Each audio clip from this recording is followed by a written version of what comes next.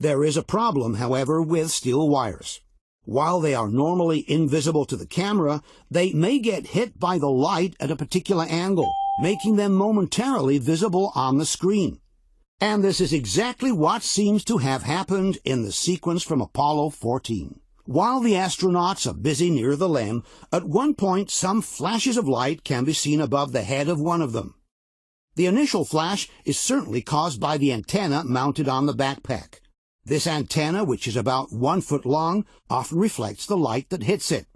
But then there is a second flash, right above the first one, which cannot be attributed to the antenna, and looks exactly like one caused by a steel wire. Let's watch again in slow motion. This is the contour of the astronaut with the backpack on his shoulders. This is the antenna causing the first flash of light. And this is the second flash of light, definitely above the first one, which cannot be ascribed to the antenna. There is something else reflecting the light, some 3 feet above the astronaut's head. And this something cannot be a flare in the lens from the first flash, because the second flash occurs after the first one and not simultaneously. A similar case occurs during the Apollo 17 mission. Here, too, we see a double flash of light from the antenna, and then another flash, much higher, right above the astronaut's head. In this case, this cannot be a flare inside the lens either, because the flash above occurs after the ones below, and not simultaneously. There is something else reflecting the light, a few feet above the astronaut's head, in a space that should be totally void of objects of any kind. Furthermore, the flashes of light aren't the only thing suggesting that steel wires were used in the scenes from the moon. There are also several instances in which the astronauts seem to be rising from the ground with no effort whatsoever, as if some invisible force were pulling them up. Let's analyze some of these situations. This astronaut is leaning on the ground, and then he suddenly gets up with no apparent effort. It's as if a mysterious force was suddenly pulling him up from the ground. Here, the astronaut is suddenly pulled upwards and then remains dangling while rotating on himself. Let's watch it again. Here, the astronaut is first pulled up and then seems to remain floating in midair. It looks like a puppet hanging from some invisible strings. Here, the fallen astronaut gets up from the ground as if a mysterious force were pulling him up through his backpack. Let's watch it again from up close. Here, the astronaut is working with some tools when suddenly a mysterious force yanks him upwards and to his right. Let's watch it again.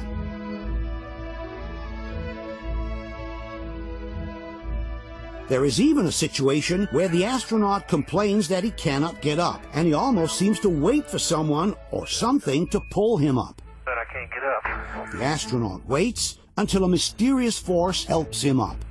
There we go. In this case, the astronaut falls forward, but somehow remains suspended in midair. In fact, if we look more closely, we notice that he first remains floating in midair, then a mysterious force pulls him upwards. Here we have a case of apparent levitation. The astronaut on the left takes a leap forward and then remains floating in midair, his legs dangling, while a strange force pulls him upwards. Let's watch it again in slow motion.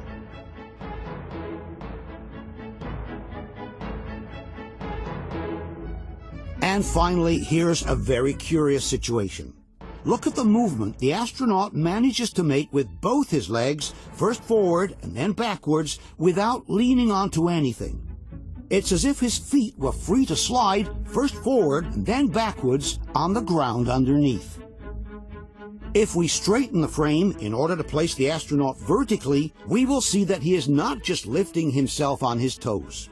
The entire lower part of the leg from the knee down is sliding forwards, then backwards. But how is it possible to slide with both feet at the same time, first forward and then backwards, without an external force pulling you upwards in the meantime? Let's now tackle one of the most debated and well-known issues in the entire lunar discussion: flags waving in the vacuum. In the videos from the Apollo missions, we can often see the American flag waving, but it's hard to tell whether it waves because it was moved by a gust of air or just because the astronaut is touching the flagpole. The Mythbusters have conducted an experiment in a vacuum chamber to prove that even in absence of air, the flag can continue waving for a while after the astronaut has touched it. This is flag waving test in a vacuum. And stop. Oh, it's moving a lot. Hey! It's moving a lot. So in the vacuum, the flag moved, not just a little bit. It actually moved quite a bit. So that proves you don't need wind in order to move the flag in a vacuum. But then it's the Mythbusters themselves who raise the ante by throwing this challenge. So unless someone finds a shot of the flag flapping without an astronaut manipulating the flagpole, it's myth busted. Unless someone finds a shot of the flag flapping without an astronaut manipulating the flagpole, they said.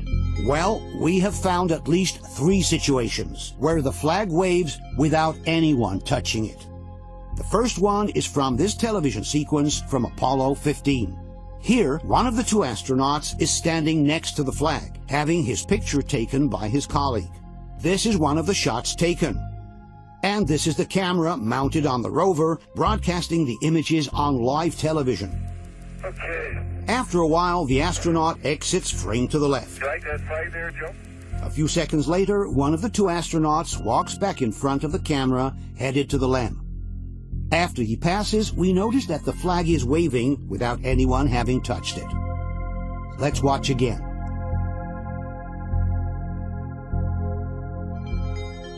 Some debunkers have suggested that the astronaut could have touched the flag with his elbow as he was passing by.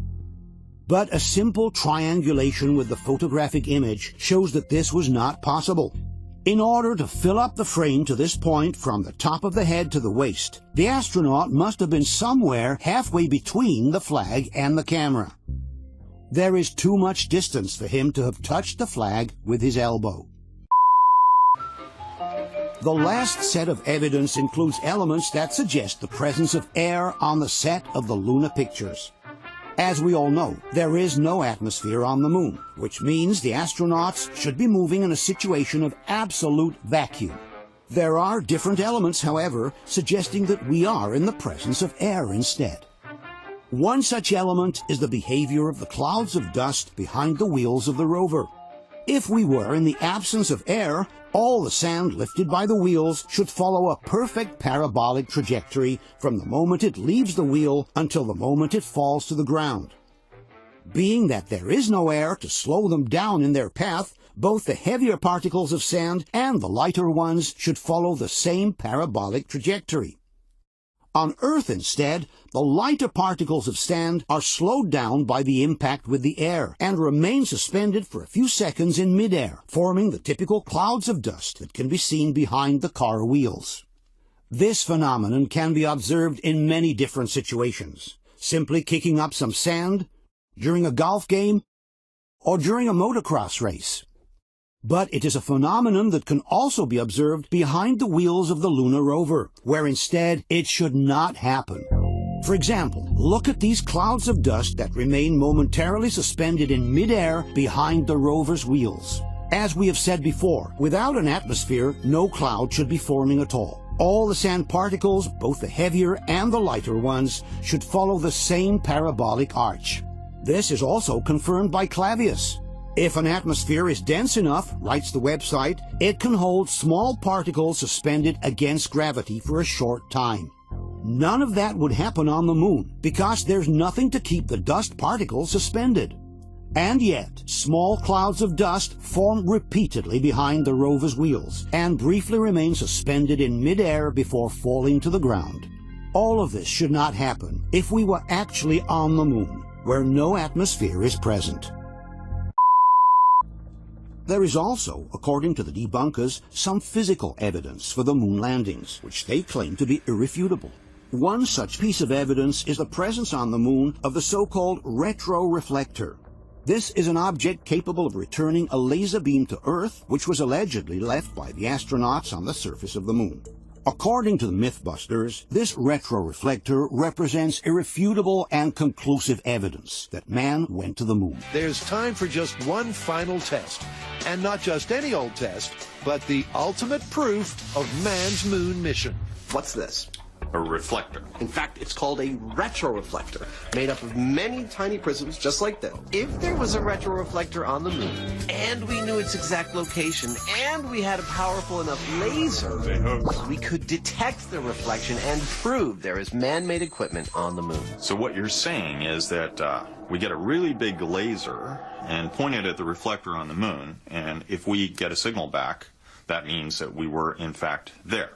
Precisely. In order to prove their point, the Mythbusters conducted an experiment from the Apache Point Observatory in New Mexico. This thing right here is the Apache Point Observatory, and these guys have the tools that we need to put the final nail in the coffin on the moon landing hoax. That's the location where Apollo 15 landed on the moon. That is so cool. Initiating laser on retroreflector from Apollo 15.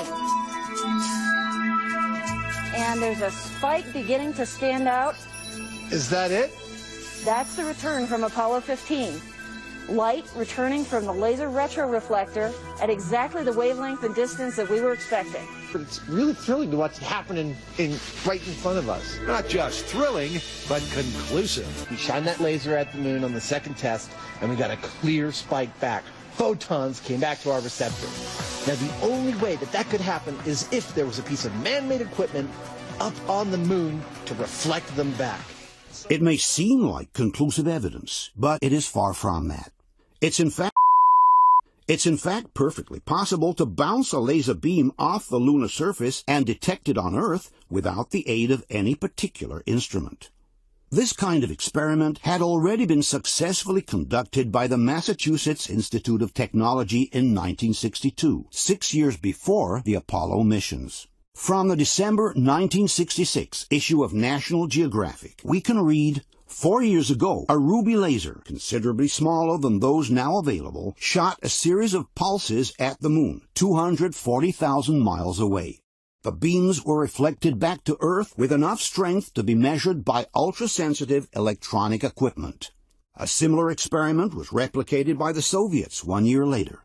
From the New York Times of November 4th, 1963, we can read, a concentrated beam of light has been bounced off the moon and detected on Earth by a Soviet observatory in Crimea. The feat duplicates an experiment conducted late last year by engineers of the Massachusetts Institute of Technology. It was 6 whole years before the Apollo missions, and it was already possible to bounce a laser beam off the moon with no need of a retroreflector.